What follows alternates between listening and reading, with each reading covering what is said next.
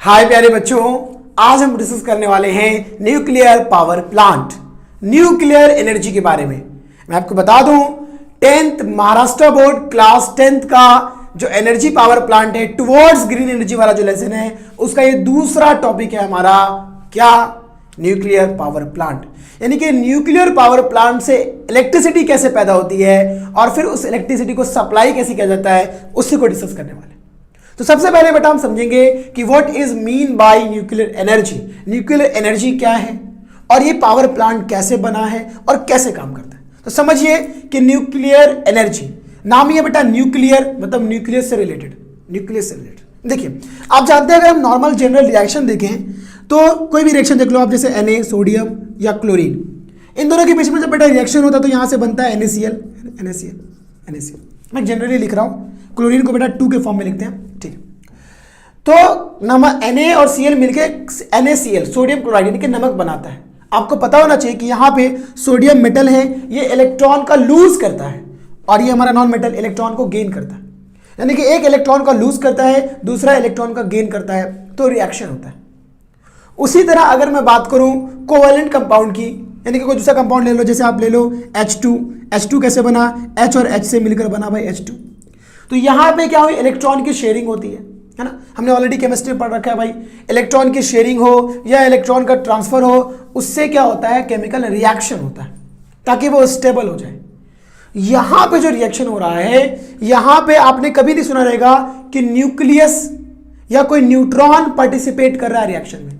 यहां पे पहली बार आप जानोगे या भी सुनोगे कि भाई जो न्यूक्लियस होता है हमारा, हम जानते हैं बेटा एटम किसी भी चीज का सबसे छोटा यूनिट है ना, उसके अंदर होता है न्यूक्लियस, जहां पे होता है प्रोटॉन और न्यूट्रॉन, इसी को हम लोग बोलते हैं क्या? न्यूक्लियस, जिसके अंदर प्रोटॉन और न्यूट्रॉन होता है। और कितने प्रोटॉन और कितने न्यूट्रॉन है उसको हम लोग बोलते हैं atomic mass number, atomic mass number. और इस एटॉमिक मास नंबर से हम किसी भी एटम का मास पता कर सकते हैं कि किसका वजन कितना है। अच्छा, तो इसके अंदर होते हैं बेटा प्रोटॉन और न्यूट्रॉन, क्योंकि प्रोटॉन होता है इसलिए पॉजिटिव चार्ज से दिखाते हैं हम इसको, और इलेक्ट्रॉन इसके चारों तरफ चक्कर लगाता रहता है। तो केमिस्ट्री में बच्चों अभी तक हमने यही पढ़ा है कि इलेक्ट्रॉन के ट्रांसफर या इलेक्ट्रॉन के शेयरिंग से रिएक्शन होता है। यहां पे न्यूट्रॉन रिएक्शन करता है, ये न्यूट्रॉन, इस न्यूक्लियस के अंदर जो न्यूट्रॉन है बेटा, न्यूट्रॉन ये रिएक्शन करता है। अभी ध्यान दीजिए यहां पे न्यूक्लियर फ्यूजन कैसे होता है।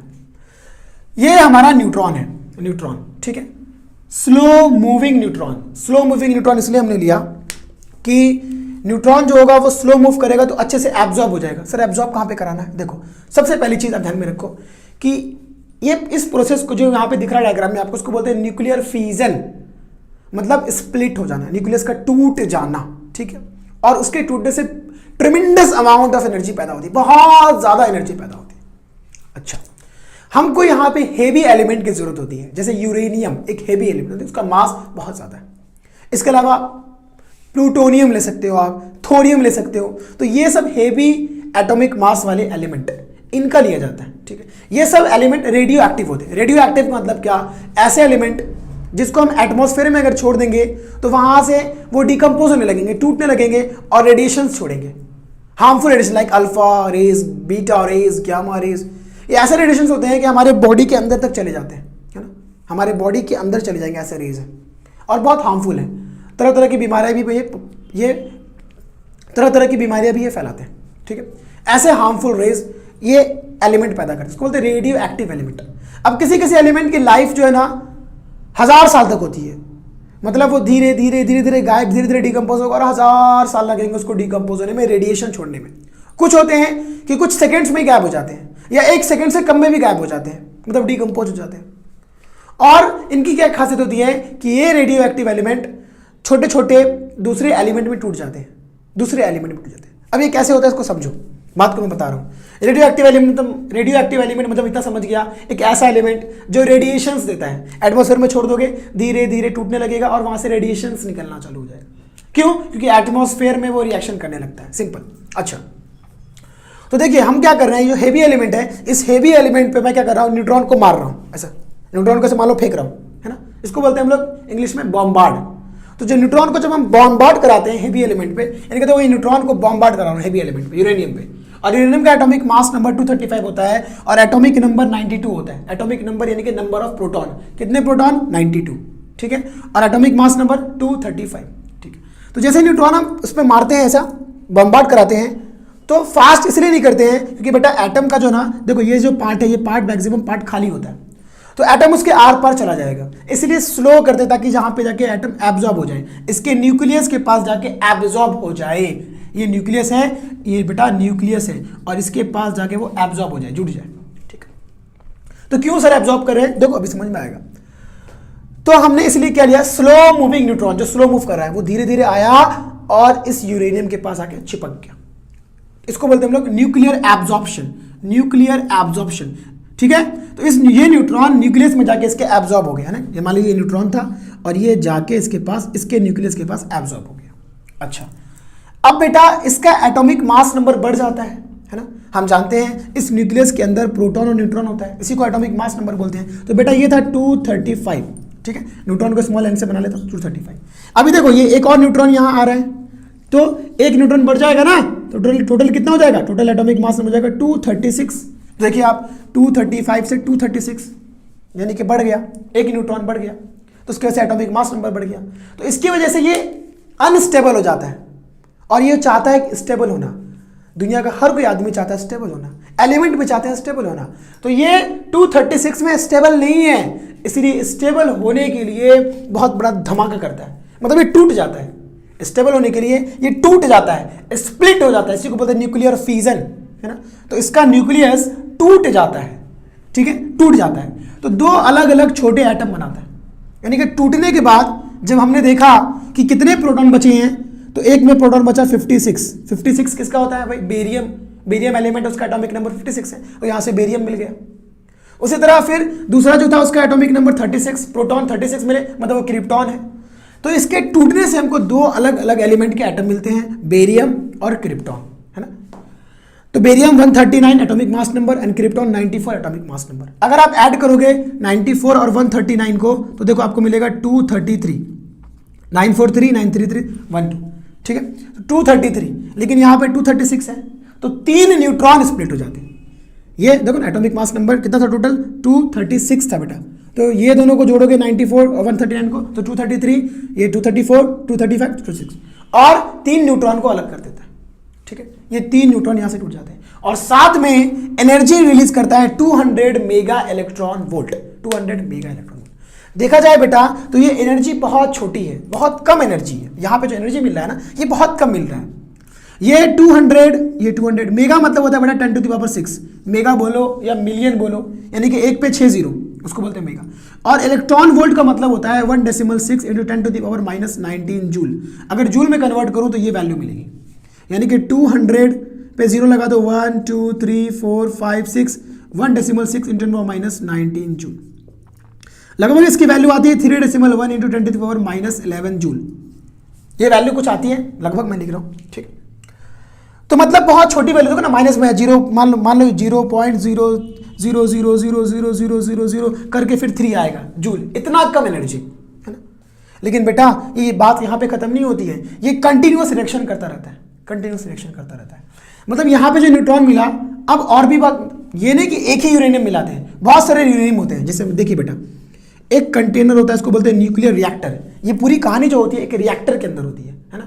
एक स्टील का वेसल होता है, एक स्टील का बहुत बड़ा बर्तन आप मान बोल सकते हैं कि नहीं, उसमें उसके कोर में इसको डाला जाता है। किसको डाला जाता है, फ्यूल एलिमेंट बोलते हैं बेटा, फ्यूल एलिमेंट। यानी कि देखो एक स्टील का रॉड लिया जाता है, एक स्टील का रॉड लिया जाता है, ठीक है। और ये स्टील का रॉड स्टील और जिरकोनियम से बना होता है, स्टील और जिरकोनियम, है ना, ताकि वो हीट को अच्छे से सह सके, क्योंकि बहुत ज्यादा हीट यहाँ पे रिलीज होता है। खैर, अब इसके अंदर छोटे छोटे डाले जाते हैं यूरेनियम के फ्यूल, रॉड शेप में। देखो रॉड दिख रहा है, न्यूक्लियस का रॉड। यानी कि अगर मैं बोलूं तो यहां देखो आप, थोड़ा सा मैं आपको दिखाता हूं, ये देखो, ये मान लो ये हमारा है यूरेनियम का रॉड, है ना, यूरेनियम, ठीक है। इस यूरेनियम को हमने क्या किया, ये जो स्टील का है, स्टील का, ठीक है, रॉड, इसके अंदर हमने डाल दिया, ठीक है। तो ऐसे इसको डाल के रखते हैं, किसको भाई, ये रॉड को हम किसके अंदर, यूरेनियम के रॉड को स्टील के अंदर। इसको बोलते हैं हम लोग फ्यूल एलिमेंट। देखो मैंने यहाँ पे लिखा है फ्यूल एलिमेंट, ये जो ब्लैक से बना है आपको, ये बेटा न्यूक्लियर रिएक्टर है, जहां पे न्यूक्लियर फ्यूजन होगा। जहां पे न्यूक्लियर फ्यूजन होता है उसको बोलते हैं न्यूक्लियर रिएक्टर, वो स्टील का बना होता है, ठीक है। उसके अंदर ये इसको रखते हैं, इस बॉक्स को रखते हैं ऐसे, इसको क्या बोलते हैं हम लोग, फ्यूल एलिमेंट। इसके अंदर क्या भरा हुआ है, इसके अंदर यूरेनियम के रॉड, ठीक है। और नाइट्रोजन को हम लोग छोड़ देते हैं, नाइट्रोजन को छोड़ देते हैं। देखो ये जो दिख रहा है ना, ये बेटा आपको ये ब्लैक सीमेंट कोई बनाया, यहाँ पे नाइट्रोजन है, तो नाइट्रोजन को ऐसा, नाइट्रोजन बोल रहा बेटा, न्यूट्रॉन, सॉरी यार, न्यूट्रॉन को छोड़ देते हैं। तो ये जो न्यूट्रॉन है हमारा क्या करेगा, उस यूरेनियम में जाके एब्जॉर्ब हो जाएगा, slow moving neutron, nuclear absorption, उसकी वजह से वो अनस्टेबल हो जाएगा। स्टेबल होने के लिए वो स्प्लिट होगा और दो अलग अलग एटम क्रिप्टॉन और बेरियम बन जाएगा और 3 न्यूट्रॉन बन जाएगा, ठीक है। तो क्योंकि यहाँ पे देखो ना, यहाँ पे ये जो ये रॉड है ना, ये जो मैंने बोला स्टील का रॉड, जिसके अंदर हमने यूरेनियम को रखा है, ठीक है, वो लगभग 200-150 की तादाद में होते हैं, मतलब 200-300 का एक बंडल होता है, ऐसे बंडल होता है। देखो ये ऐसा बंडल के फॉर्म में डाला जाता है, ये बंडल जैसे 3 का ये बंडल है, उसी तरह 100-200 का बंडल्स होते हैं, तो उस बंडल को डाला जाता है, मतलब वहां पे यूरेनियम बहुत ज्यादा होता है। तो मान लो ये 3 न्यूट्रॉन निकला, 3 न्यूट्रॉन, ये 3 न्यूट्रॉन फिर अलग अलग जो दूसरा यूरेनियम है उसमें जाके फिर एब्जॉर्ब होगा, फिर से न्यूक्लियर एब्जॉर्प्शन 235 एब्जॉर्ब होगा, तो ये हो जाएगा 236। देखो मैंने थोड़ा सा बड़ा बनाया, 236 हो गया, 236। और जैसे ही हो जाएगा, टूट जाएगा, फिर से टूटेगा 2 अलग अलग एलिमेंट के एटम में और 3 न्यूट्रॉन में, 2 अलग अलग एलिमेंट के एटम में, क्रिप्टॉन और बेरियम और 3 न्यूट्रॉन। और फिर इसी तरह ये रिएक्शन कंटिन्यूस फॉर्म में होता जाएगा, और साथ ही 200 mega electron volt 200 mega electron volt 200 mega electron volt energy को रिलीज करता जाएगा, ठीक है। तो आप क्या देख रहे हो बेटा कि ये कंटिन्यूअस फॉर्म में चलता जा रहा है, इसलिए इसको बोलते हैं हम लोग chain reaction of nuclear fission.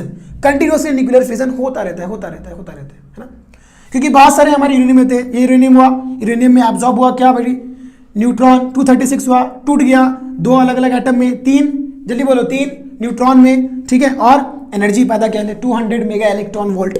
उसके बाद फिर से ये जो 3 न्यूट्रॉन है ये आगे जाके यूरेनियम से करेंगे, फिर वापस वही चीज होगा, अनस्टेबल हो जाएगा, फिर से 2 एटम में टूटेगा और 3 न्यूट्रॉन्स। इस तरह ये रिएक्शन चलता जाता है। और इस रिएक्शन की स्पीड बताऊं आपको, 10⁻7 मीटर पर सेकेंड, 10⁻7 मीटर पर सेकेंड। लाइट की स्पीड होती है 10⁸ मीटर पर सेकेंड, यानी कि लाइट की स्पीड होती है 3 लाख किलोमीटर पर सेकेंड, 3 लाख, है ना। अगर इसकी बात करूं तो इसका होता है भाई 10,000 किलोमीटर पर सेकेंड, 10,000 किलोमीटर पर सेकेंड। सोचो इतना फास्ट चलता है, इतना फास्ट ये रिएक्शन होता है, ठीक है। तो ये चेन रिएक्शन अगर कंटिन्यूअस फॉर्म में होता जाए और अगर आप इसको कंट्रोल नहीं करोगे तो यही है हमारा एटम बॉम्ब या न्यूक्लियर बॉम्ब बोलो या एटम बॉम्ब बोलो, और होगा इससे बहुत बड़ा धमाका और सिर्फ तबाही होगी। अगर किसी शहर पे ये चीज हो जाए, मान लो किसी शहर के अंदर इस एटम बॉम्ब को गिरा दिया जाए तो पूरा शहर तबाह हो जाएगा। तो ये जो हम कर रहे हैं ना बेटा न्यूक्लियर फिजन, समझो ये बॉम्ब की शक्ल में आ जाएगा अगर इसको हमने रोका नहीं तो। इसको कंट्रोल करना जरूरी होता है। तो इस पावर प्लांट में हम क्या देखेंगे कि इस न्यूक्लियर फिजन को कंट्रोल कैसे करते हैं और उसको कंट्रोल करके हम इलेक्ट्रिसिटी कैसे बनाते हैं वो देखने वाले हैं। तो खैर अभी सुनो मेरी बात कि बेटा यहाँ पे एनर्जी बहुत कम मिली, 3.1 × 10⁻11 जूल। तो क्या सर इतनी एनर्जी मिलती है? जी नहीं, ये जो चेन रिएक्शन है, ये चेन रिएक्शन बहुत ज़्यादा एनर्जी देता है। मान लीजिए 1 मेगावाट आपको एनर्जी चाहिए, कितनी चाहिए? 1 मेगावाट। मेगा मतलब क्या? 10⁻6, यानी कि 100123456 वैट, यानी कि इतना वैट। इतना वैट अगर आपको एनर्जी बनानी है तो लगभग बेटा 3.32.15 समथिंग, है ना, अप्रॉक्स वैल्यू लिख रहा हूं, इनटू, और मैं बात करूं 10⁻15, ठीक है। इतना बार वो रिएक्शन को होना पड़ेगा, है ना। मतलब ये जो न्यूक्लियर चेन रिएक्शन हो रहा है ना, ये इतनी बार न्यूक्लियर का फिजन होगा। एक न्यूक्लियर जो फिजन हो रहा है बेटा, देखो ना, ये 1 बार हुआ, फिर ये 2 बार हुआ, है ना, देखो ना, 1 बार हुआ, फिर ये 2 बार हुआ। इस तरह ये 3215000000000 इतना बार होंगे। जब इतनी बार होंगे तब ये पैदा करेंगे 1 मेगावाट एनर्जी। कितनी? 1 मेगावाट। और 1 मेगावाट एनर्जी सफिशिएंट होता है 1000 घरों की इलेक्ट्रिसिटी भेजने में। अगर एक दिन का मान लो इलेक्ट्रिसिटी आप 1000 घरों में भेज रहे हो तो 1 मेगावाट इज एनफ, यानी कि 1 मेगावाट एनर्जी से 1000 घरों को इलेक्ट्रिसिटी एक दिन के लिए दिया जा सकता है, ठीक है। तो 1 मेगावाट एनर्जी आपको करने के लिए इतना बार ये चेन रिएक्शन होगा तब होगा। और ये बहुत फास्ट होता है भाई, देख रहे हो, इतनी स्पीड से होता है, यानी 10,000 मीटर पर सेकेंड। इतनी तेज की रफ्तार से होता है ये रिएक्शन कि 1 सेकंड में 10,000 मीटर तक दौड़ सकता है। तो सोचो ना कितना जल्दी ये, यानी कि मैं बोल सकता हूं कि आवर्स में, कुछ घंटों में ये मेगावाट एनर्जी बनाएगा। 1 मेगावाट, 10 मेगावाट ऐसे बना सकता है कुछ घंटों में, इतना एनर्जी बना सकता है, इतना फास्ट होता है। तो मैंने बस एक का लिखा आपको, तो ये बहुत छोटी वैल्यू है, इतनी छोटी वैल्यू बार बार लिखते नहीं है, इसलिए उनको 200 मेगा इलेक्ट्रॉन वोल्ट लिखा। अब बहुत सारे लोग है ना बताते हैं या गलत बता देते हैं कि भाई 200 मेगा इलेक्ट्रॉन वोल्ट मतलब बहुत ज़्यादा एनर्जी। ये बहुत ज़्यादा नहीं है, लेकिन ये बहुत सारी अगर मिल जाए, क्योंकि ये इतनी बार, देखो ना कितनी बार होता है, 32150000015 टाइम्स 0, इतनी बार होगा ना, तो ये इतना ज़्यादा एनर्जी पैदा करेगा, इसका कोई जवाब नहीं। देख लो एक चीज़ अगर मैं बताऊं बेटा, तो एक एटम, मैं एक एटम ले रहा हूं, किसका? यूरेनियम का। एक एटम की बात कर रहा हूं, जो सबसे छोटा यूनिट होता है बेटा। एक एटम आप यूरेनियम का ले लो, एक एटम आप कार्बन का ले लो, ठीक है। आप क्या देखोगे, एक एटम यूरेनियम से जितना एनर्जी आप पैदा कर सकते हो, जितना एनर्जी पैदा कर सकते हो, एक कार्बन से, एक कार्बन के मुकाबले में अगर मैं एक कार्बन के मुकाबले देख रहा हूं, एक कार्बन के, ठीक है। मान लो एक कार्बन के एटम से जो भी एनर्जी आपने पैदा किया, उसका 30 लाख गुना, व्हाट, 30 लाख गुना एनर्जी ये पैदा करेगा। 3 मिलियन टाइम्स मोर एनर्जी पैदा करता है। कौन? यूरेनियम। कार्बन किसमें होता है? कोल में। मान लो कोल को जलाओगे, ठीक है, तो कोल को जलाओगे तो जितनी एनर्जी पैदा होगी कोल के अंदर के कार्बन के एक एटम से 30 लाख गुना यूरेनियम ज्यादा होगा। सोचो, या अगर मैं बोलूं आपको 1 kg की बात करूं ना, 1 kg की बेटा, 1 किलो की, तो 1 किलो यूरेनियम, 1 किलो यूरेनियम, ठीक है, 30 लाख केजी कोल को जब जलाओगे, यानी कि 30 लाख केजी, है ना, 30 लाख किलो जब कोल को, कोयले को जलाओगे, तो जितना एनर्जी मिलेगा ये 1 केजी में उतना एनर्जी दे देगा। मतलब इसकी एनर्जी बेटा बराबर है 30 lakh KG of coal, 30 lakh KG of coal. या आप बोल लो 400 to 500 गैलन ऑफ पेट्रोल, 400 से 500 गैलन पेट्रोल आप लोग इसको जलाओगे तो जाके उतनी एनर्जी पैदा होगी जितना ये 1 किलो, सिर्फ 1 केजी यूरेनियम इतना एनर्जी पैदा कर देता है। सोचो कितना ज़्यादा इससे एनर्जी मिलता है। इसीलिए हम इसका इस्तेमाल कर रहे हैं न्यूक्लियर पावर प्लांट में, यानी कि इलेक्ट्रिसिटी बनाने में। और अगर मैं बात करूँ ना, तो जो हमारा 1 ग्राम यूरेनियम है, 1 ग्राम यूरेनियम, 1 ग्राम यूरेनियम वो बनाता है 1 मेगावाट, 1 मेगावाट पर डे, ठीक है। यानी कि 1 ग्राम, सिर्फ 1 ग्राम यूरेनियम से 1 मेगावाट का एनर्जी पैदा कर सकते हैं। यानी कि सिर्फ और सिर्फ 1 ग्राम यूरेनियम से आप 1000 घर को 1 दिन के लिए इलेक्ट्रिसिटी सप्लाई कर सकते हो। इतना ज़्यादा सिर्फ 1 ग्राम यूरेनियम में। तो सोचो यूरेनियम से कितना ज़्यादा एनर्जी मिलेगा, कितना ज़्यादा एनर्जी मिलेगा।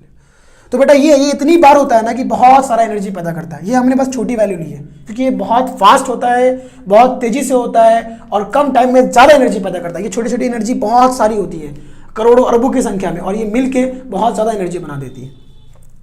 और यहाँ पे क्या हो रहा है बेटा, आइंस्टीन का इक्वेशन यूज हो रहा है। आइंस्टीन का इक्वेशन क्या होता है बेटा? आइंस्टीन का इक्वेशन था E = mc², है ना, जानते हैं ना, mc²। एनर्जी और मास इक्विवेलेंट है, ठीक है। अगर आप थोड़े से मास को भी बर्बाद करोगे, हम जानते हैं energy can neither be created nor be destroyed. Energy को ना बना सकते हैं ना बर्बाद कर सकते हैं, मास को ना बना सकते हैं ना बर्बाद कर सकते हैं। Mass also can neither be created nor be destroyed.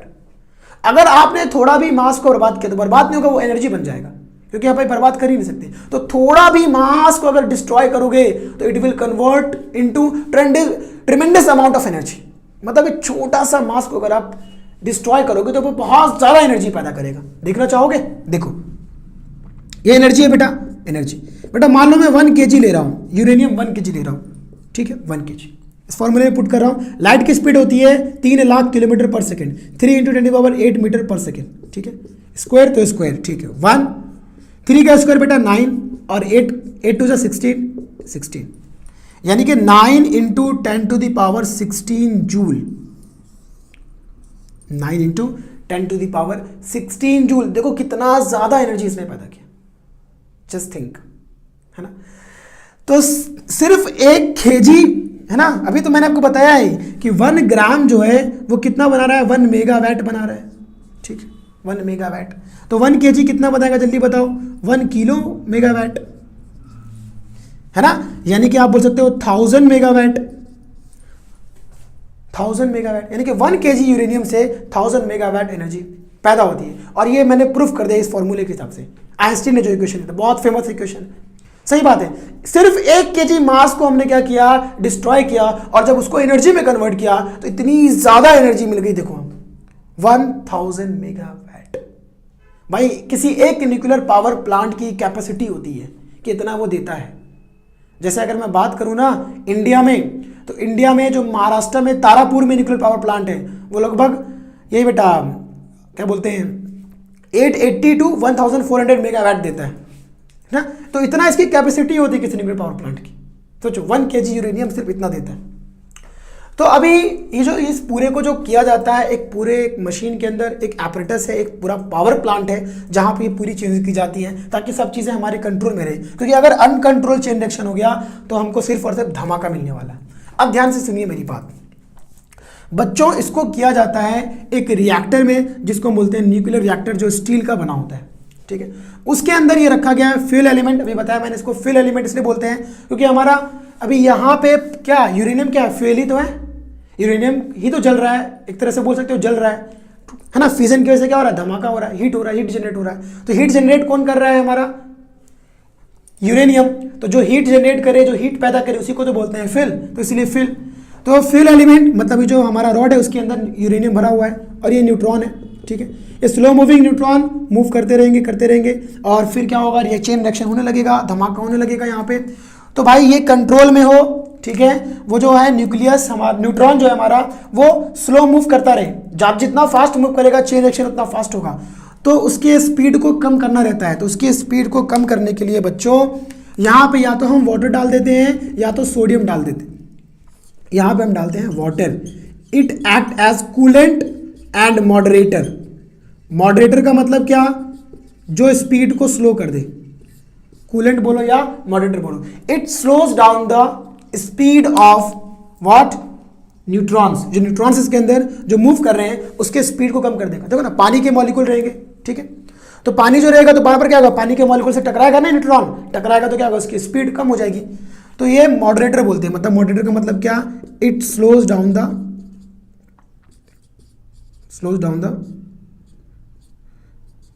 Speed of neutron. Neutron की स्पीड को ये क्या कर देता है, कम कर देता है। यहां पे वाटर की जगह सोडियम का भी इस्तेमाल कर सकते हो आप, सोडियम का भी।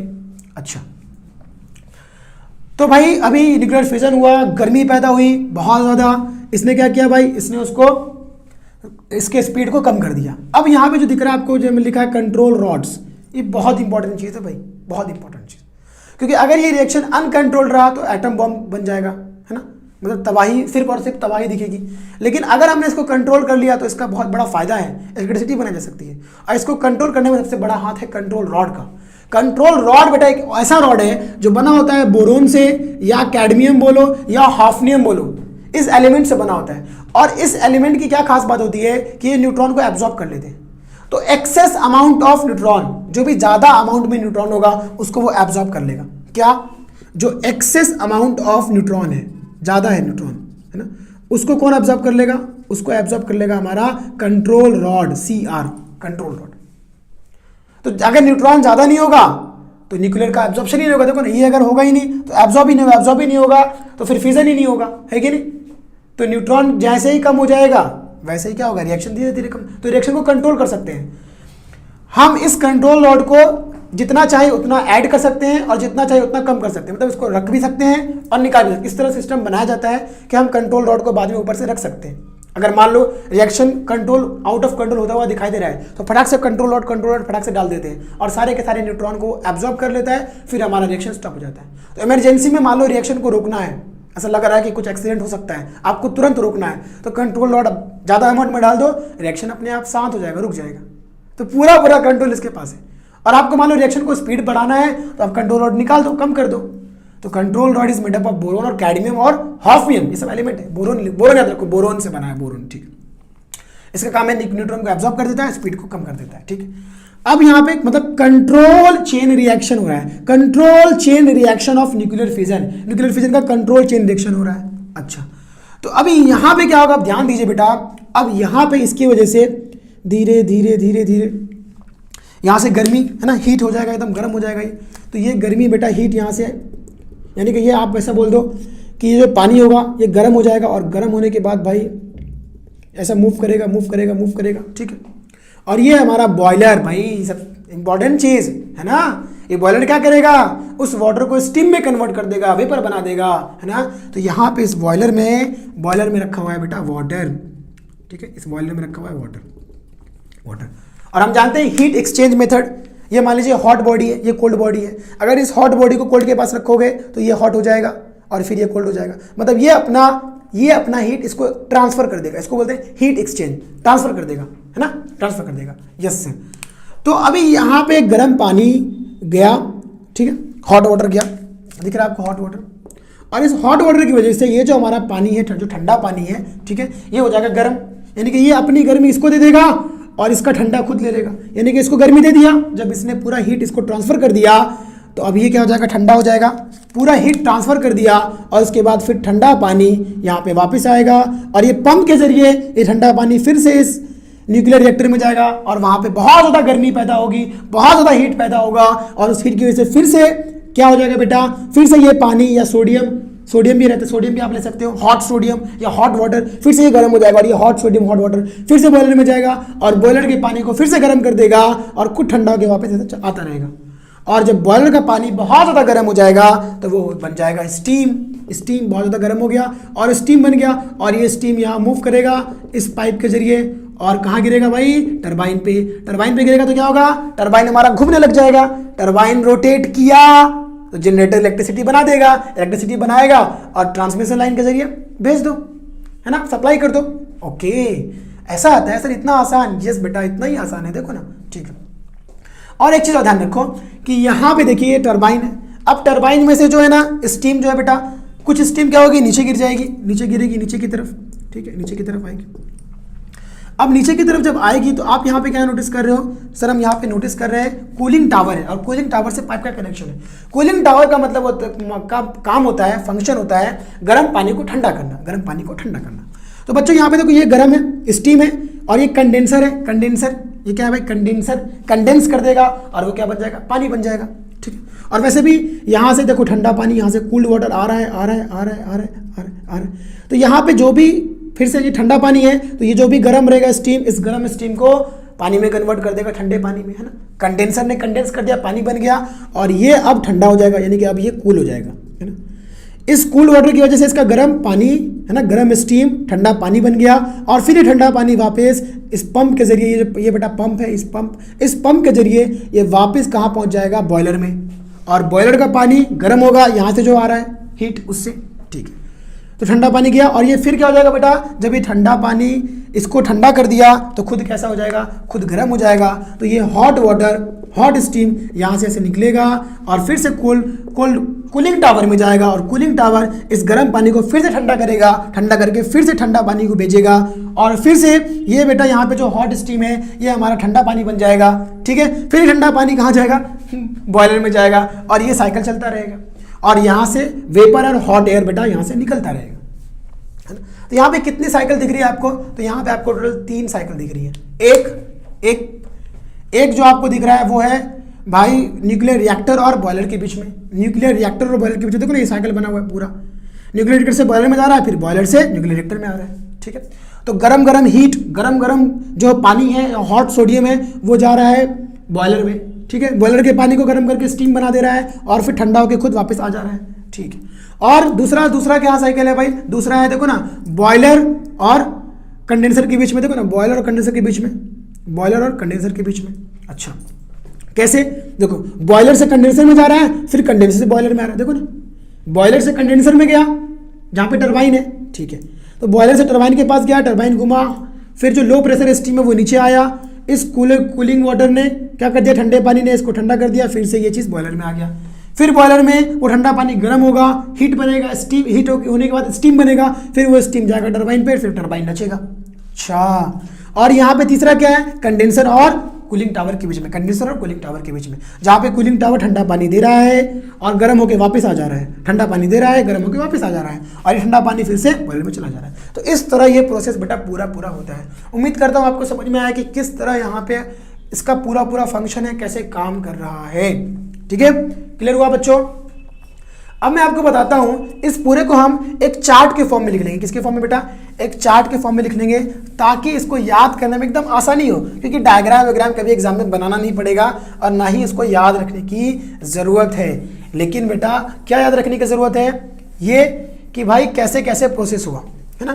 ठीक है, तो देखो सबसे पहले बेटा हमको फ्यूल की ज़रूरत होगी, है ना। फ्यूल यानी कि भैया, यानी कि सर यूरेनियम हो गया या थोरियम हो गया, कोई भी आप फ्यूल ले लीजिए। अच्छा, अब भाई इसको क्या करना पड़ेगा?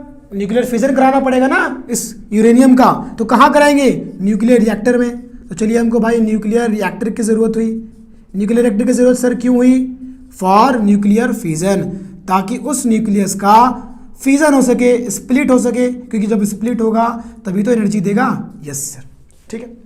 उसके बाद भाई क्या चाहिए? तो सर उसके बाद एक ऐसा सिस्टम चाहिए जो क्या करे, वहां से जो हीट निकल रहा है उस हीट की मदद से वाटर को स्टीम में कन्वर्ट कर दे, यानी कि बॉयलर, है ना। बॉयलर यानी कि system to convert water into steam, ऐसा सिस्टम चाहिए जो वाटर से स्टीम में कन्वर्ट करे। यानी कि यार चुपचाप बॉयलर चाहिए, बॉयलर, है ना। बिना बॉयलर के काम का होगा। अच्छा, अब क्या होगा सर? अब हमको बॉयलर मिल गया, अब टरबाइन की जरूरत चाहिए जो क्या करे भाई, उस स्टीम की मदद से तो रोटेट होए। ठीक है, तो क्या चाहिए भाई? अब हमको चाहिए सर स्टीम का टरबाइन, यानी कि स्टीम की मदद से रोटेट होने वाला टरबाइन। और जब टरबाइन रोटेट होगा तो मैकेनिकल एनर्जी को कन्वर्ट कर देगा इलेक्ट्रिकल एनर्जी में। कौन? जनरेटर। और वो क्या प्रोड्यूस करेगा? वो प्रोड्यूस करेगा इलेक्ट्रिक एनर्जी। क्या? Electric energy. ठीक है भाई, ये चाहिए था हमको। यस सर, यही चाहिए था, इलेक्ट्रिक एनर्जी मिल गया। ठीक है, तो ये हमारा हो गया एक फ्लो चार्ट, जहां पे हमने क्या देखा कि भाई किस तरह पूरा पावर प्लांट काम करता है। एकदम 1 मिनट में ये हो गया पूरा हमारा। ठीक है, जनरेटर और ये इलेक्ट्रिक एनर्जी। अब यहाँ पे एक चीज़ और आप करना कि भाई एक ऐसा सिस्टम बनाना जो स्टीम टरबाइन में जो भाई हमारा स्टीम बच गया है वो वापस वाटर बन के बॉयलर में आए। यानी कि हमको एक ऐसा सिस्टम चाहिए to convert steam into water back, है ना। ऐसा चाहिए जो स्टीम को वापस पानी बना दे। देखो ना, ये स्टीम है, स्टीम को वापस बेटा कूलिंग टावर ने पानी बना दिया और फिर यहाँ, यानी कि आप बोल सकते हो कंडेंसर ही ऐसा करेगा कूलिंग टावर की मदद से। ठीक है, तो ये हो गया हमारा फ्लो चार्ट। ठीक है, यहाँ से ऐसे बना देना भाई कि क्या करिए, स्टीम से वापस क्या बनाए बेटा? स्टीम से वापस वाटर बनाए और कहाँ भेजे? बॉयलर में भेजे, और ये साइकिल चलता रहेगा। ठीक है, तो ये हमारा हो गया एक फ्लो चार्ट। अगर मैं बोलूँ एनर्जी का फ्लो चार्ट बताओ भाई, है ना, एनर्जी कैसे कन्वर्ट हो रहा है, तो भाई हमारा न्यूक्लियस जो हमारा न्यूक्लियस बोल रहा हूँ मैं, जो हमारा न्यूक्लियर रिएक्टर, उसके अंदर क्या है? Fuel uranium. उसके अंदर क्या है? न्यूक्लियर एनर्जी, है ना। उसके न्यूक्लियस में एनर्जी है जो कि छुपा हुआ है, जो कि स्टोर्ड है। जैसे ही न्यूट्रॉन का बम्बार्ड कराते हैं वो एनर्जी अपने आप निकल के आती है, बाहर आती है ना। पोटेंशियल एनर्जी आप उसको बोल सकते हो, मतलब स्टोर्ड एनर्जी। अच्छा, यानी कि सर जो हमारा फ्यूल है उस फ्यूल के अंदर है न्यूक्लियर एनर्जी। तो बेटा उस फ्यूल के अंदर क्या है? उस फ्यूल के अंदर है न्यूक्लियर एनर्जी। ठीक है, वो न्यूक्लियर एनर्जी किस में कन्वर्ट होगा सर? ऑब्वियसली उसका फ्यूजन होगा, गर्मी पैदा होगी। गर्मी यानी कि हीट एनर्जी, हीट यानी कि थर्मल एनर्जी। अब थर्मल एनर्जी किस में कन्वर्ट होगा? थर्मल एनर्जी की मदद से वाटर कन्वर्ट हो जाएगा स्टीम में, और स्टीम के मॉलिक्यूल्स यानी कि वाटर के मॉलिक्यूल्स दूर भागेंगे ना, वेपर बन जाएंगे तो दूर दौड़ेंगे, यानी कि मोशन में रहेंगे। तो कोई भी एनर्जी मोशन में कौन सी होती है भाई? काइनेटिक एनर्जी, है ना। Energy in motion is kinetic energy, है ना। तो थर्मल एनर्जी कन्वर्ट हो जाएगा भाई काइनेटिक एनर्जी, जो कहाँ आपको दिखेगा? जो आपको दिखेगा स्टीम में। उसके बाद बेटा वही काइनेटिक एनर्जी आपको दिखेगा स्टीम टरबाइन में, है ना। वही काइनेटिक एनर्जी आपको स्टीम टरबाइन में दिखेगा। उसके बाद टरबाइन क्या करेगा? रोटेट होने के बाद जनरेटर इलेक्ट्रिक करंट में उसको कन्वर्ट कर देगा, यानी कि अब वो काइनेटिक एनर्जी कन्वर्ट हो जाएगी इलेक्ट्रिक एनर्जी में। किसमें बेटा? सर इलेक्ट्रिक एनर्जी में, है ना, इलेक्ट्रिक एनर्जी में। ये लो, ये हमारा हो गया दूसरा फ्लो चार्ट, जो क्या बता रहा है? एनर्जी के ट्रांसफॉर्मेशन को। ठीक है, तो ये बात हो गई। अभी आपने देखा कि कितना ज़्यादा इसका फ़ायदा है कि इससे इतना ज़्यादा एनर्जी पैदा होता है, इससे इतना ज़्यादा एनर्जी पैदा होता है कि कम वक्त में हम ज़्यादा से ज़्यादा एनर्जी को पैदा कर सकते हैं। ठीक है, और तो और ये थर्मल पावर प्लांट के जैसा नहीं है कि कोयले को जलाएंगे तो धुआं निकलेगा, स्मोक निकलेगा, पॉल्यूशन होगा, एयर पॉल्यूशन वगैरह भी नहीं हो रहा है ना। तो बहुत फायदेमंद है ना, है कि नहीं? यस। लेकिन क्या इसके कुछ प्रॉब्लम्स है? बिल्कुल, इसके भी प्रॉब्लम है। क्या प्रॉब्लम है भाई? Problem number 1। यस सर, बोलिए ना बेटा। जहाँ पे जो न्यूक्लियर रिएक्टर में जो रिएक्शंस हो रहा है ना, जो न्यूक्लियर फिजन हो रहा है ना, उसके बाद जो उसका वेस्ट बच जाता है उसको बोलते हैं न्यूक्लियर वेस्ट। और उस वेस्ट को डिस्पोज करना, खत्म करना एक बहुत बड़ा चैलेंज है। न्यूक्लियर वेस्ट को डिस्पोज नहीं कर सकते, उसको क्या करना पड़ता है पता है? बड़े बड़े टैंक में स्टोर करके एक स्टोर रूम में रख दिया जाता है और वहां वो हजारों साल तक रहेगा। क्यों? क्योंकि वहां से रेडिएशंस निकलते हैं, उसके अंदर से alpha rays, beta rays, gamma rays, ये सब रेडिएशंस निकलते हैं। अब इन रेडिएशंस की वजह से क्या होता है बेटा?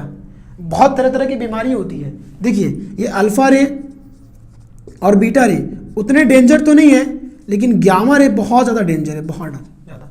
इसीलिए ये जो दिख रहा है ना आपको, ये कंटेनमेंट स्ट्रक्चर जो मैंने बनाया ये ब्लैक से, ये जो आपको दिख रहा है कंटेनमेंट स्ट्रक्चर, ये दिख रहा है कंटेनमेंट स्ट्रक्चर।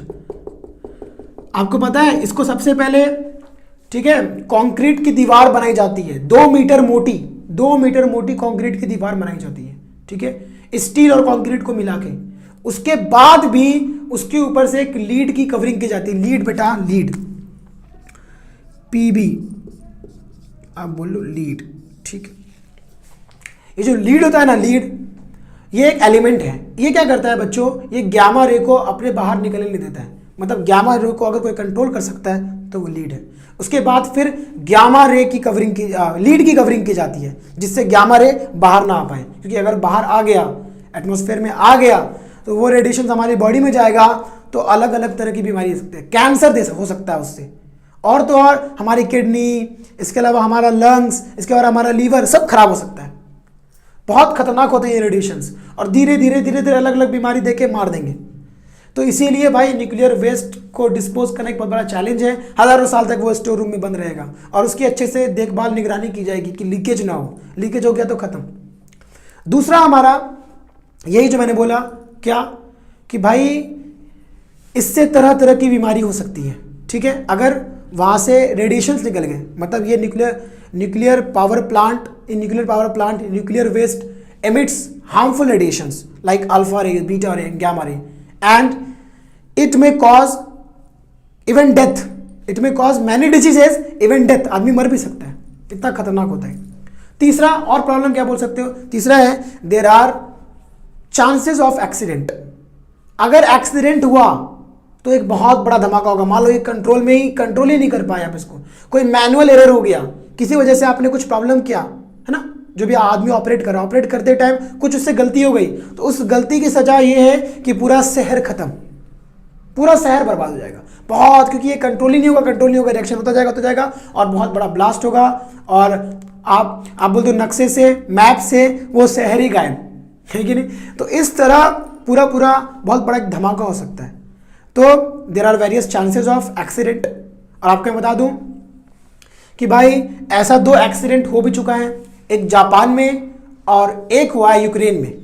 जापान में हुआ है फुकुशिमा, 11 अप्रैल 2011 में। फुकुशिमा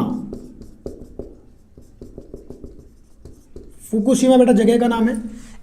जापान में 11 अप्रैल 2011 में अर्थक्वेक आने की वजह से 4 न्यूक्लियर रिएक्टर थे। एक न्यूक्लियर पावर प्लांट था, उसमें 4 न्यूक्लियर रिएक्टर थे। ये न्यूक्लियर रिएक्टर 4, और चारों के चारों तबाह हो गए, और पूरा वहाँ से रेडिएशंस वगैरह भी लीकेज हो गए, और बहुत बड़ा ब्लास्ट हो गया। उसकी वजह से कितने लोगों की जाने गई बेटा। आज भी वो रेडिएशन जोन में है, वहाँ जाना बिल्कुल मना है। उस जगह पे आप जा ही नहीं सकते। सोचो कितना प्रॉब्लम हो गया। इसके अलावा अगर मैं बात करूँ तो शर्नोबिल बेटा, ये भी जगह का नाम है, शर्नोबिल, ठीक है, पावर प्लांट है शर्नोबिल पावर प्लांट। ये है यूक्रेन में। 26 अप्रैल 1986, ये 11 मार्च 2011, ये बेटा 26 अप्रैल 1986 में यूक्रेन में शर्नोबिल डिजास्टर हुआ था। यानी कि शर्नोबिल का पूरा ऊपर का जो रूफ है बेटा, ये कंटेनर स्ट्रक्चर वही फट गया था और पूरा रेडिएशन बाहर हो गया, पूरा लीकेज, लाखों लोग मर गए उसके रेडिएशन की वजह से। कितने लोग तो बीमार हो गए, कई दिन तक बीमार रहे और बहुत लाखों लोग की मौत भी हो गई, इतना ज़्यादा लॉस हुआ था। तो ये एक्सीडेंट्स के चांसेस है बेटा, ठीक है। तो ये 2 जगहों पे एक्सीडेंट हो चुका है, ये इस बात का सबूत है कि। और मैं बता दूं ये जो यूक्रेन है, ठीक है, चेर्नोबिल कहाँ है? यूक्रेन में। यूक्रेन जो है बेटा वो पहले रशिया में आता था, अब रशिया और यूक्रेन अलग हो गए, ठीक है। पहले ये रशिया में आता था, जापान तो आप जानते ही हो, ठीक है। इसके अलावा आप जानते हो अगर इसको कंट्रोल नहीं किया जाए तो कितना खतरनाक एक्सीडेंट होता है। इसका एक और एग्जाम्पल मैं बता देता हूँ। जापान पे जब एटम बॉम्ब को गिराया गया था, है ना, यही तो है एटम बॉम्ब, यानी कि uncontrolled nuclear fission chain reaction is nothing but atom bomb. जब एटम बॉम्ब गिराया गया था जापान में, हिरोशिमा नागासाकी 1945 में, आपको पता है कितने लोग मर गए थे। आज भी वो शहर तबाह है, मतलब आज भी वहां लोग लंगड़े लूले पैदा होते हैं उसके रेडिएशंस की वजह से। आज भी उस जमीन पे घास नहीं उगती है उसके रेडिएशन की वजह से। कितना ज्यादा इससे प्रॉब्लम है। तो इसीलिए बहुत सावधानी के साथ, प्रिकॉशन के साथ इस पावर प्लांट को बनाया जाता है और इसको कंट्रोल किया जाता है और इसका इस्तेमाल किया जाता है। तो अगर मैं बात करूं बेटा वर्ल्ड वाइड, तो world wide total 440 nuclear power plant है पूरे वर्ल्ड में, ठीक है। यूएस की बात करूं तो यूएस में तकरीबन 56 न्यूक्लियर पावर प्लांट है, जहां पे 94 टोटल रिएक्टर्स हैं। और अगर इंडिया की बात करूं तो इंडिया में टोटल बेटा 22 न्यूक्लियर रिएक्टर्स हैं, 22 और 7 न्यूक्लियर पावर प्लांट है। 6 ही थे, लेकिन हाल फिलहाल में एक और न्यूक्लियर पावर प्लांट है 7। तमिलनाडु में एक ही था, तमिलनाडु में अब 2 हो गया। तमिलनाडु में कुंदनकुलम और कलपक्कम, ये 2 जगह पे है। कुंदनकुलम जो है वो पुराना है और बहुत बड़ा न्यूक्लियर पावर प्लांट, इंडिया का सबसे बड़ा न्यूक्लियर पावर प्लांट है। वहां से 2000 मेगावाट, यानी कि उसकी कैपेसिटी है 2000 मेगावाट, इतनी एनर्जी देता है, ठीक है। कलपक्कम कम देता है, 880 के आसपास देता है। तो टोटल समझ जाओ 3000 के पास आसपास मिल जाता है अभी, ठीक है। और महाराष्ट्र की बात करें तो महाराष्ट्र में हमारे तारापुर में न्यूक्लियर पावर प्लांट, जहां पे तकरीबन 1400 मेगावाट उसकी कैपेसिटी है। और अगर मैं बात करूं तो इसके अलावा कायगा, कर्नाटका में कायगा न्यूक्लियर पावर प्लांट है, ठीक है।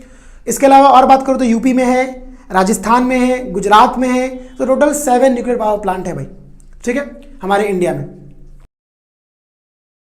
बेटा जाते जाते एक चीज और बता दूं मैं, ये था न्यूक्लियर फ्यूजन। न्यूक्लियर फ्यूजन से भी चीजें होती है, न्यूक्लियर फ्यूजन से भी धमाका होता है। अगर न्यूक्लियर फ्यूजन होगा, फ्यूजन मतलब जुटना, तो बेटा इसकी मदद से हाइड्रोजन बॉम्ब बनता है। हाइड्रोजन बॉम्ब आपने सुना होगा। अभी देखो ये हाइड्रोजन, बेटा ये आइसोटोप, हाइड्रोजन के 3 आइसोटोप। आइसोटोप का मतलब क्या? उसका एटॉमिक नंबर सेम होता है, प्रोटॉन सेम होता है, लेकिन एटॉमिक मास नंबर अलग अलग होता है। मतलब उसमें न्यूट्रॉन की तादाद बढ़ जाती है, जिसकी वजह से उसका मास नंबर बढ़ जाता है। जैसे हाइड्रोजन 1, हाइड्रोजन 1, हाइड्रोजन 1, तीनों का एटॉमिक नंबर सेम है, 1 1 1, प्रोटॉन सेम है, लेकिन इसका मास नंबर एक का 1, एक का 2, एक का 3। तो जिसका 1 है उसको हम पढ़ते हैं प्रोटियम, जिसका 2 है उसको पढ़ते हैं ड्यूट्रियम, जिसका 3 है उसको पढ़ते हैं ट्रीटियम। क्या पढ़ते हैं? ट्रीटियम, ठीक है। अच्छा सर, तो बच्चों क्या होता है यहाँ पे प्रोटियम, ड्यूट्रियम और ट्रीटियम। यहाँ पे ड्यूट्रियम का इस्तेमाल करते हैं हम लोग। 2 हाइड्रोजन लेते हैं ड्यूट्रियम वाले, 1 2, और ये हाइड्रोजन 1 2, ठीक है। इन दोनों का फ्यूजन होता है। एक काम करता हूं मैं, यहां पे इरेज करके लिखता हूं, यहां पे लिखता हूं, ठीक है। तो 2 हाइड्रोजन लेते हैं ड्यूट्रियम, 2 वाले, और इन दोनों का कराते हैं फ्यूजन। भाई ये सेम चार्ज है, आपस में अट्रैक्ट होना चाहेंगे? बिल्कुल नहीं अट्रैक्ट होना चाहेंगे, है ना। नेगेटिव पॉजिटिव की तरफ, पॉजिटिव नेगेटिव की तरफ। कभी नेगेटिव नेगेटिव तो जाएगा? हाँ, बॉयज बॉयज की तरफ अट्रैक्ट होंगे क्या? बिल्कुल नहीं, है कि नहीं। तो इनको जब अट्रैक्ट कराना है, क्योंकि भाई दोनों क्या है, सेम चार्ज हैं, तो बहुत ज्यादा हमको टेम्परेचर देना पड़ता है। मतलब आप बोल सकते हो millions of temperature, 10 to the power 6 के रेंज में टेम्परेचर की जरूरत पड़ेगी, डिग्री सेल्सियस, और बहुत ज्यादा प्रेशर देना पड़ेगा, तब जाके ये दोनों अट्रैक्ट होते हैं। और जब दोनों अट्रैक्ट होंगे, मान लो इतनी आपने टेम्परेचर, इतना प्रेशर दे दिया और ये दोनों अट्रैक्ट हो गए, तो ये बनाते हैं हीलियम, हीलियम बनाते हैं, हीलियम। और यहां पे एक न्यूट्रॉन जो है, एक न्यूट्रॉन अलग हो जाता है, और साथ में बहुत ज्यादा अमाउंट ऑफ एनर्जी, बहुत ज्यादा ट्रेमेंडस अमाउंट ऑफ एनर्जी, इतना ज्यादा एनर्जी पैदा होता है, इतना ज्यादा एनर्जी पैदा होता है कि न्यूक्लियर फिजन में जितना हुआ है ना, इससे कई गुना ज्यादा। न्यूक्लियर फिजन उसके सामने कुछ नहीं है, इससे कई गुना ज्यादा। उसका एग्जाम्पल है हमारा सूरज, कितना गर्म है, सोचो कितना उसमें टेम्परेचर होगा भाई। 10⁻27 डिग्री सेल्सियस टेम्परेचर बताया जाता है, अनुमान है उससे ज़्यादा ही होगा, मतलब 1 पे 27 बार 0 इतना टेम्परेचर। तो सोचो न्यूक्लियर फ्यूजन से कई गुना क्या होगा भाई, मतलब बर्बादी होगी, तबाही होगी। तो हाइड्रोजन बम बहुत ज़्यादा खतरनाक है। तो अब ये सर ये बनेगा कैसे, देखो ये होता कैसे, न्यूक्लियर फ्यूजन की मदद से, न्यूक्लियर फिजन की मदद से। न्यूक्लियर फिजन हो रहा है, यस सर हो रहा है। तो न्यूक्लियर फिजन जब हुआ तो उसने बहुत ज़्यादा टेम्परेचर दिया, तो इसको हम लोग बोलते हैं थर्मो न्यूक्लियर रिएक्शन ही बोलते हैं, थर्मो न्यूक्लियर रिएक्शन। न्यूक्लियर का रिएक्शन हुआ और बहुत ज़्यादा हीट आई, तो वो जो वहाँ जो हीट मिली, तो लगभग 10⁻7 डिग्री सेल्सियस हीट हम पैदा कर सकते हैं न्यूक्लियर फिजन की मदद से, जो हो रहा है। और इसकी वजह से जब इतना टेम्परेचर हमने पैदा किया, तो इस टेम्परेचर में ये टेम्परेचर और प्रेशर देके इस हाइड्रोजन को डाला जाता है, ठीक है। तो वहां पे जो हाइड्रोजन डालते हैं बेटा, ड्यूट्रियम और ट्रीटियम भी डालते हैं, ये 3 वाला ट्रीटियम, और इसके अलावा लिथियम भी डालते हैं। अब लिथियम क्यों डालते हैं, लिथियम इसलिए डालते हैं कि जब चेन का रिएक्शन हो तो मान लो हाइड्रोजन की कमी आ जाए तो लिथियम टूट जाएगा। लिथियम बेटा इसका होता है 3 और ये होता है 7, तो लिथियम टूट के क्या बन जाएगा, लिथियम टूट के बन जाएगा हाइड्रोजन, है ना। हाइड्रोजन बन सकता है ना, ये बिल्कुल बन सकता है सर। 1,3 बन जाएगा हाइड्रोजन, 1,2 बन जाएगा, यानी कि ड्यूट्रियम और ट्रीटियम लिथियम से मिल सकता है, इसलिए लिथियम भी मिलाते हैं। तो वहाँ पे ड्यूट्रियम ट्रीटियम, है ना, क्या ये हाइड्रोजन का आइसोटोप है, इन दोनों को रख देते हैं और इतना टेम्परेचर प्रोवाइड कर देते हैं न्यूक्लियर फिजन की वजह से। अब ये कई गुना, है ना, कई हजार गुना टेम्परेचर बना देगा, पैदा कर देगा, और बहुत ज़्यादा amount of energy, amount of heat पैदा होगा, और कुछ ही टाइम में, सेकेंड्स में आप बोल सकते हो, कुछ सेकेंड्स में ये एनर्जी इसका कई हजार गुना बढ़ जाएगा और एक बहुत बड़ी तबाही होगी। और हाइड्रोजन बॉम्ब जो है एक बहुत बड़ी तबाही है। अगर किसी भी कंट्री में डाल दिया गया तो वो कंट्री निस्तो नाबूद हो जाएगी, समझो कि वर्ल्ड मैप से वो गायब। इतना ज़्यादा खतरनाक है क्योंकि ये कुछ ही सेकेंड्स में अपने एनर्जी को बहुत ज़्यादा कर देती है। और इसका सबसे ज़्यादा एग्जाम्पल है सूरज। सूरज के अंदर है हीलियम, है ना, और हाइड्रोजन फ्यूज होके, है ना, देखो ना, न्यूक्लियर फ्यूजन इसलिए बोलते हैं, फ्यूज होके क्या बन रहे हैं भाई, बहुत ज़्यादा अमाउंट ऑफ एनर्जी रिलीज कर रहे हैं और बहुत ज़्यादा गर्म है ना, दहकता हुआ। तो ये था बेटा पूरा हमारा न्यूक्लियर पावर प्लांट, बहुत डिटेल में। मैंने पूरी कोशिश की कि कम टाइम में आपको पूरा डिटेल में बता दिया जाए, और मैंने बताया भी। तो बच्चों अब मिलते हैं हम लोग नेक्स्ट लेक्चर में। Good bye.